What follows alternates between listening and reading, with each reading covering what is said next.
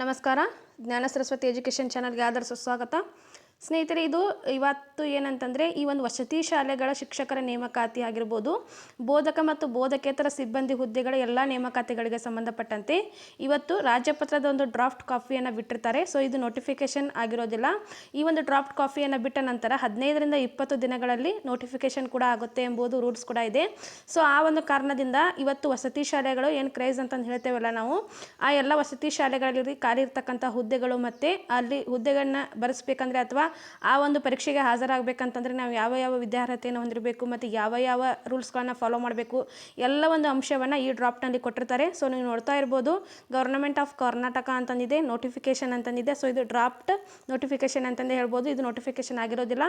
So ಈ ಒಂದು ಡ್ರಾಫ್ಟನ್ನು ಬಿಟ್ಟ ನಂತರ ಇವಾಗ GPST ನಲ್ಲಿ ಕೂಡ ಅದೇ ರೀತಿಯಾಗಿತ್ತು. ಡ್ರಾಫ್ಟ್ ಬಿಟ್ಟ ನಂತರ ಒಂದು 20 ದಿನಗಳಲ್ಲಿ GPST ಕನ್ಫರ್ಮ್ ಆಗಿತ್ತು.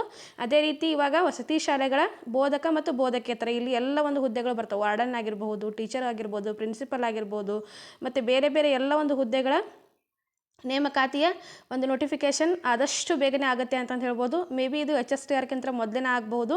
ಆದ ಕಾರಣದಿಂದ ನೀವೆಲ್ಲರೂ ಕೂಡ ಈ ಒಂದು ಮುರಾರ್ಜಿ ಆಗಿರಬಹುದು, ಆದರ್ಶ ವಿದ್ಯಾಲಯ ಆಗಿರಬಹುದು, ಮೌಲಾನಾ ಅಬ್ದುಲ್ ಆಗಿರ್ಬೋದು, ಎಲ್ಲ ಶಾಲೆಗಳನ್ನು ಒಳಗೊಂಡಂತಹ ಒಂದು ಏನಂತಂದರೆ ನೋಟಿಫಿಕೇಷನ್ ಅಂತಂದೇ ಹೇಳ್ಬೋದು. ಇಲ್ಲಿ ವಸತಿ ಶಾಲೆಗಳು ಎಷ್ಟು ಬರ್ತಾವಲ್ಲ ಕರ್ನಾಟಕದಲ್ಲಿ, ಆ ಎಲ್ಲ ವಸತಿ ಶಾಲೆಗಳ ಖಾಲಿ ಇರ್ತಕ್ಕಂಥ ಹುದ್ದೆಗಳ ಒಂದು ಸಂಪೂರ್ಣವಾದಂಥ ಮಾಹಿತಿಯನ್ನು ಕೊಡುವಂತಹ ಒಂದು ನೋಟಿಫಿಕೇಷನ್ ಅಂತಂದೇ ಹೇಳ್ಬೋದು ಇದು. ಸೊ ನೀವು ನೋಡ್ತಾ ಇರ್ಬೋದು, ಇಲ್ಲಿ ನೋಡಿ ನೋಟಿಫಿಕೇಷನ್ ಅಂತಂದಿದೆ. In exercise of the powers conferred under clauses ಅಂತಂದು ಕೊಟ್ಟಿದ್ದಾರೆ. ಮತ್ತು rules of regulations of the association of the Karnataka residential education institutions society ಅಂತಂದಿದೆ. ನೋಡಿ ಇವ್ರು ನಿಮಗೆ ಗೊತ್ತಾಗುತ್ತೆ ಅಂತಂದು ಅನ್ಕೋತೀನಿ ನಾನು.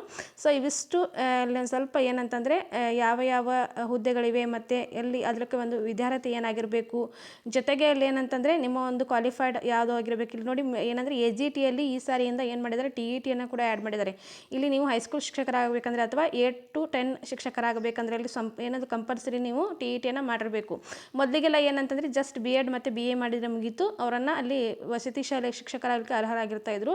ಆದರೆ ಈ ವರ್ಷದಿಂದ ಏನು ಮಾಡಿದರೆ TETಯನ್ನು ಕೂಡ ಕ್ವಾಲಿಫೈಡ್ ಆಗಿರಬೇಕು. ಸೆಕೆಂಡ್ ಪೇಪರ್ TET ಕ್ವಾಲಿಫೈಡ್ ಆದರೆ ಮಾತ್ರ ನಿಮಗೆ TGT ಶಿಕ್ಷಕರಾಗಲಿಕ್ಕೆ ಏನಂದರೆ ಒಂದು ಅವಕಾಶ ಇರುತ್ತೆ ಅಂತಂದೇ ಹೇಳ್ಬೋದು. ಸೊ ಇದಿಷ್ಟು ಒಂದು ಇನ್ಫಾರ್ಮೇಷನ್ ಅಂತಂದು ಹೇಳ್ಬೋದು. ಇಲ್ಲಿ ನೋಡಿ ಕೊಡ್ತಾ ಇದ್ದಾರೆ. ಮತ್ತು ಈ ಒಂದು ರೂಲ್ಸ್ ರೆಗ್ಯುಲೇಷನ್ಸ್ಗೆ ತಕ್ಕಂತೆ ಇಲ್ಲಿ ಏನಾದರೂ ಚೇಂಜಸ್ಗಳಾಗಬೇಕಂದ್ರೆ ಇದಕ್ಕೂ ಕೂಡ ನೀವು ಅಬ್ಜೆಕ್ಷನನ್ನು ಹಾಕ್ಬೋದು. ಸೊ ಇಲ್ಲಿ ನೋಡಿ ಕೊಟ್ಟಿದ್ದಾರೆ ಏನಂತಂದರೆ ಆಫ್ಟರ್ 15 days ಅಬ್ಜೆಕ್ಷನ್ಸ್ ಅಂತ ಈ ಪಬ್ಲಿಕೇಶನ್ ಆದ ಒಂದು 15 ದಿನಗಳ ಒಳಗಾಗಿ ಈ ಒಂದು ಡ್ರಾಫ್ಟ್ ನೋಟಿಫಿಕೇಷನ್ಗೆ ಸಂಬಂಧಪಟ್ಟಂತೆ ಏನಾದರೂ ಅಬ್ಜೆಕ್ಷನ್ಗಳಿದ್ದರೆ ನೀವು ಅದಕ್ಕೆ ಸಲ್ಲಿಸಬಹುದು ಅಂತಂದು ಹೇಳ್ತಾ ಇದ್ದಾರೆ.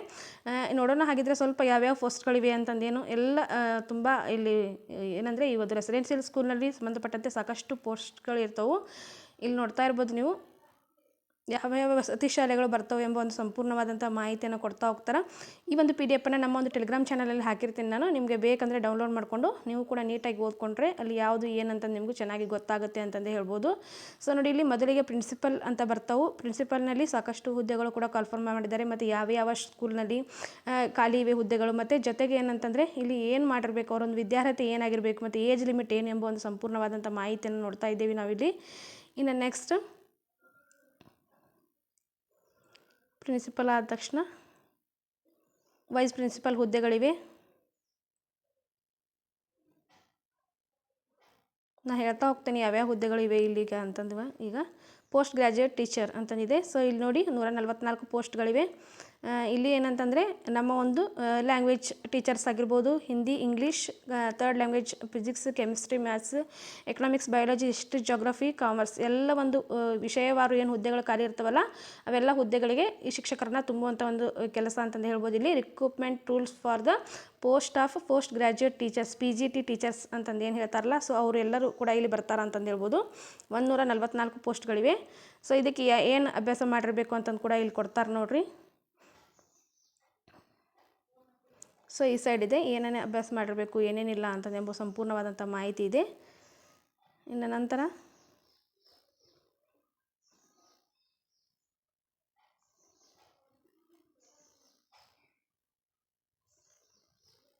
ಇದು TGT. ನನಗೆ ಆಲ್ರೆಡಿ ಹೇಳಿದೆ ನಿಮಗೆ TGTಯನ್ನು ಕೂಡ ಕನ್ಫರ್ಮ್ ಮಾಡಿದ್ದಾರೆ ಅಂತಂದು. ನೋಡಿ ಟ್ರೈನ್ಡ್ ಗ್ರ್ಯಾಜುಯೇಟ್ ಟೀಚರ್ಸ್ ಅಂತ ಟಿ ಜಿ ಟಿ, ಇದಕ್ಕೆ ಇಂಗ್ಲೀಷ್, ಹಿಂದಿ, ಥರ್ಡ್ ಲ್ಯಾಂಗ್ವೇಜ್ ಮತ್ತು ಮ್ಯಾಥ್ಸ್, ಸೈನ್ಸ್, ಸೋಷಿಯಲ್ ಸ್ಟಡೀಸ್ ಎಲ್ಲ ಒಂದು ಏನಂತಂದರೆ ಇಲ್ಲಿ ಪ್ರಮುಖವಾಗಿ ಇವೆಲ್ಲ ಹುದ್ದೆಗಳು ಖಾಲಿ ಇರ್ತವೆ. ಜಸ್ಟ್ ಇಲ್ಲಿ ಎಷ್ಟು ಅಂತಂದರೆ 144 ಹುದ್ದೆಗಳು ಇರ್ತವೆ. ಮತ್ತು ಪೇ ಸ್ಕೇಲ್ ಏನು ಎಂಬ ಒಂದು ಮಾಹಿತಿ ಇದೆ, ಏಜ್ ಲಿಮಿಟ್ ಇದೆ. ಮತ್ತು ಇದ್ರ ಜೊತೆಗೆ ಯಾವ್ಯಾವ ಒಂದು ನಾವು ಡಿಗ್ರಿನಲ್ಲಿ ಆಗಿರಬಹುದು, ಇಲ್ಲಿ ಡಿಗ್ರಿನಲ್ಲಿ ನೋಡಿ ಕಂಪಲ್ಸರಿ 50% ಹಿಡಿತಾ ಇದ್ದಾರೆ. ಸೊ ಜಿ ಪಿ ಎಸ್ಟರ್ನಲ್ಲಿ ಆಗಿರೋದಿಲ್ಲ, 45 ಇತ್ತು. ಬಟ್ ಇಲ್ಲಿ 50% ನೀವು ಕಂಪಲ್ಸರಿ ನೀವು ತೆಗೆದುಕೊಂಡಂಥ ಲ್ಯಾಂಗ್ವೇಜ್ನಲ್ಲಿ ಮಾಡಿರಬೇಕಾಗುತ್ತೆ. ಇಲ್ಲಿ ನೋಡ್ತಾ ಇರ್ಬೋದು 50% ಮಾರ್ಕ್ಸ್ ಅಂತಂದಿದೆ ನಿಮ್ಮ ಒಂದು ಡಿಗ್ರಿನಲ್ಲಿ ಆಗಿರ್ಬೋದು. ಜೊತೆಗೆ ಇಲ್ಲಿ ಟಿ ಇ ಟಿಯನ್ನು ಕೂಡ ಕಂಪಲ್ಸರಿಯಾಗಿ ಮಾಡಿರ್ತಾರೆ ಅಂತಂದು ಹೇಳ್ಬೋದು ಈ ಒಂದು ಟಿ ಜಿ ಟಿ ಹುದ್ದೆಗಳಿಗೆ. ಇಲ್ಲಿದೆ ನೋಡಿ 4th ಒನ್ ಆಪ್ಷನ್ ನೀವು ನೋಡಿದಾಗ ನಿಮಗೆ ಗೊತ್ತಾಗುತ್ತೆ. Pass in state teacher eligibility test ಅಂದರೆ ಟಿ ಇ ಟಿ ಆಗಿರ್ಬೋದು ಅಥವಾ C T E T central teacher eligibility test. ಇವೆರಡರಲ್ಲಿ ಯಾವುದಾದ್ರೂ ಒಂದು, ಅದು ಯಾವುದು ಪೇಪರ್ 2ನಲ್ಲಿ ನೀವು ಕಡ್ಡಾಯವಾಗಿ ಪಾಸ್ ಆಗಿರಬೇಕು. ಅಂದರೆ ನೀವು ಏನಂತಂದರೆ ಈ ಒಂದು ಟಿ ಜಿ ಟಿ ಹುದ್ದೆಗಳಿಗೆ ಅರ್ಹರಾಗಿರ್ತೀರಾ ಅಂತ ಹೇಳ್ಬೋದು. ಇವಿಷ್ಟು ಅಂಶಗಳು ಟೀಚರ್ಸ್ ಒಂದು ಸಂಬಂಧಪಟ್ಟಂತೆ. ಆದರೆ ಇನ್ನು next recruitment of post librarian ಅಂತಂದು ಪೋಸ್ಟ್ಗಳಿರ್ತವೆ. ಈ ಲೈಬ್ರರಿ ಸೈನ್ಸ್ ಎಲ್ಲ ಮಾಡಿರ್ತಿರಲ್ಲ ಅವ್ರಿಗೆಲ್ಲರಿಗೂ ಕೂಡ ಒಂದು ಯೂಸ್ಫುಲ್ ಆದಂಥ ಹುದ್ದೆಗಳೇ ಅಂತಂದು ಹೇಳ್ಬೋದು. ಮ್ಯೂಸಿಕ್ ಟೀಚರ್ ಇದೆ. ನೆಕ್ಸ್ಟ್ ಆರ್ಟ್ ಟೀಚರ್ ಅಂತಂದಿದೆ, ಅಂದರೆ ಇಲ್ಲಿ ಕ್ರಾಫ್ಟ್ ಬರ್ತಾವಲ್ಲ ಸೊ ಅದು ಅಂತಂದು ಹೇಳ್ಬೋದು. ಆರ್ಟ್ ಟೀಚರ್ ಪೋಸ್ಟ್ ಕೂಡ ಖಾಲಿ ಇವೆ.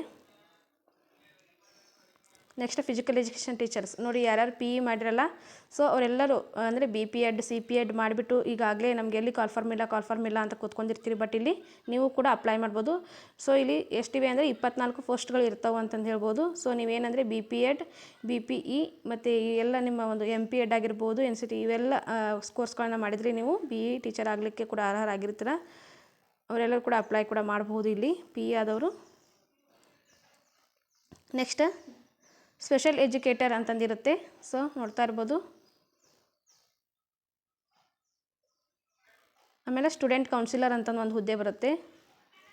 ಇವೆಲ್ಲ ಹುದ್ದೆಗಳಿಗೂ ಇಲ್ಲಿ ಕ್ವಾಲಿಫಿಕೇಷನ್ ಪ್ರಕಾರ ನೀವೇನಾದರೂ ಏನಂತಂದರೆ ಎಲಿಜಿಬಲ್ ಇದ್ದರೆ ನೀವೇನು ಮಾಡ್ಬೋದು, ಎಲ್ಲ ಒಂದು ಹುದ್ದೆಗಳಿಗೂ ಪ್ರಿಫರೆನ್ಸ್ ಕೂಡ ಕೊಡಬಹುದು ಇಲ್ಲಿ. ಯಾಕಂದರೆ ಎಕ್ಸಾಮ್ ಇಲ್ಲೆಲ್ಲ ಇದೇನಿದೆ ಅಲ್ಲ P U I think 1-2 exam ಇರಬಹುದು ಅಂತ ಅನ್ಕೋತೀನಿ ನಾನು. ಲ್ಯಾಬ್ ಅಸಿಸ್ಟೆಂಟ್ ಅಂತಂದಿದೆ ಮತ್ತು ಟೀಚರ್ಸ್ ಆಫ್ ಅಸಿಸ್ಟೆಂಟ್ ಅಂತಂದಿದೆ. ನೋಡ್ತಾ ಇದ್ದೀರಾ ಅನ್ಕೋತೀನಿ ನಾನೆಲ್ಲ ಪ್ರತಿಯೊಂದು ನೋಡಿ. ನೆಕ್ಸ್ಟ್ ಅಕೌಂಟೆಂಟ್ ಹುದ್ದೆ ಇದೆ.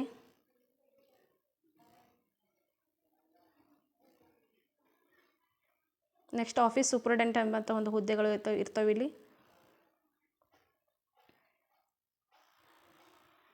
Next education and vocation guidance ಅಂತಂದಿದೆ, ವೊಕೇಶನಲ್ ಗೈಡೆನ್ಸ್ ಅಂತಂದಿದೆ. ಇದು ಕೂಡ ಪೋಸ್ಟರ್ಸ್ಗಳು ಇವೆ ಇಲ್ಲಿ. ಸೊ ಒಟ್ಟಾರೆಯಾಗಿ ಬೋಧಕ ಮತ್ತು ಬೋಧಕೇತರ ಎಲ್ಲ ಹುದ್ದೆಗಳನ್ನು ಇವತ್ತು ಕಾಲ್ಫಾರ್ಮ್ ಮಾಡಿರ್ತಾರೆ. ಸೊ ಇವುಗಳನ್ನೆಲ್ಲ ನೀವೇನಾದರೂ ಇದಕ್ಕೆ ಎಲಿಜಿಬಲ್ ಇದ್ದರೆ ನೀವೆಲ್ಲ ಹುದ್ದೆಗಳಿಗೂ ಫ್ರೆಂಡ್ಸ್ ಕೊಟ್ಕೋತಾ ಹೋಗ್ಬೋದು. ನೀವು ಡಿಗ್ರಿ ಆದರೂ ಕೂಡ ಬಿ ಎಡ್ ಆದರೂ ಕೂಡ ಅಲ್ಲಿ ಎಜುಕೇಷನ್ ಪರ್ಪಸ್ ಏನು ಕೇಳಿದ್ದಾರೆ, ಕ್ವಾಲಿಫೈಡ್ ಏನು ಕ್ವಾಲಿಫಿಕೇಷನ್ಸ್ ಕೇಳಿದ್ದಾರೆ ಅದು ನಿಮ್ಮದಾಗಿತ್ತಂತಂದರೆ ನೀವೇನು ಮಾಡಬಹುದು, ಆ ಒಂದು ಹುದ್ದೆಗೆ ಪ್ರಿಫರೆನ್ಸನ್ನು ಕೊಡಬಹುದು. ಸೊ ನೋಡ್ತಾ ಇರ್ಬೋದು ನೀವು ಇಷ್ಟೆಲ್ಲ ಅಂಶಗಳು ಕೂಡ.